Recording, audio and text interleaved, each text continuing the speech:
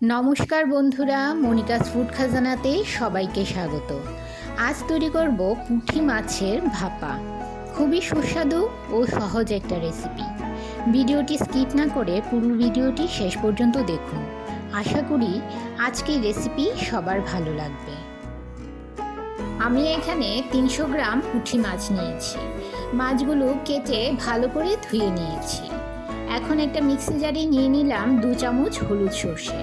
আপনারা হলুদ সর্ষের বদলে কালো সর্ষেও নিতে পারেন। আর দিয়ে দিলাম 3টে কাঁচা লঙ্কা ও সামান্য পরিমাণ নুন দিয়ে সর্ষে পেস্ট করলে সর্ষে তেতো লাগে না। এখন অল্প পরিমাণ জল দিয়েই এর একটা পেস্ট তৈরি করে নেব। এখন একটা প্লেটে পুঁটি মাছগুলো নিয়ে নিলাম। তাতে দিয়ে দেব হাফ চামচ হলুদ গুঁড়ো, 1 চামচ শুকনো লঙ্কা বাটা, 1 চামচ জিরে বাটা, 1 টেবিল চামচ পেস্ট করে রাখা সর্ষে, স্বাদ মতো নুন দিয়ে দিলাম। আর দিয়ে দেব 2 চামচ সর্ষের তেল। সব কিছু ভালো করে মেখে নেব। আমার চ্যানেলে নতুন বন্ধু হয়ে থাকলে চ্যানেলটি সাবস্ক্রাইব করে পাশে থাকা বেল আইকনটি প্রেস করুন ও নোটিফিকেশান অল করুন পরবর্তী ভিডিওর আপডেট পেতে। আর যারা ফেসবুক থেকে ভিডিওটি দেখছেন তারা ভিডিওটিতে একটা লাইক দিয়ে পেজটি ফলো করুন। এখন একটা টিফিন বক্স নিয়ে তাতে মেখে রাখা মাছগুলো ঢেলে নিলাম।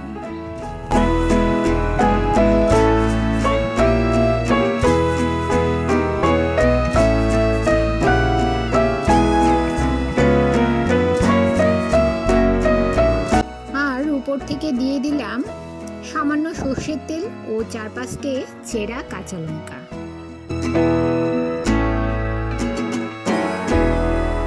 গ্যাসের চুলায় একটা পাত্র বসিয়ে তাতে দিয়ে দিলাম অল্প পরিমাণ জল ও একটা খাবারের স্ট্যান্ড এর উপর বসিয়ে দিলাম। টিফিন বক্সের ঢাকনা বন্ধ করে খাবারের স্ট্যান্ডের উপর বসিয়ে দিলাম।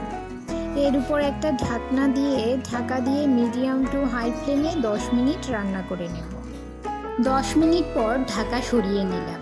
টিফিন বক্সটা নামিয়ে ঠান্ডা করে নেব। দেখুন বন্ধুরা, পুঁটি মাছের ভাপা একদম রেডি। গরম ভাতের সঙ্গে এই রকম একটা পুঁটি মাছ ভাপা থাকলে নিমেষেই 1 থালা ভাত খেয়ে নেওয়া যায়। আর রেসিপিটি তৈরি করতে খুবই কম সময় লাগে। রেসিপিটি ভালো লাগলে লাইক করবেন ও শেয়ার করবেন আপনাদের আত্মীয় ও বন্ধুদের কাছে। তাহলে আজকে এই পর্যন্তই। সবাই ভালো থাকবেন, সুস্থ থাকবেন।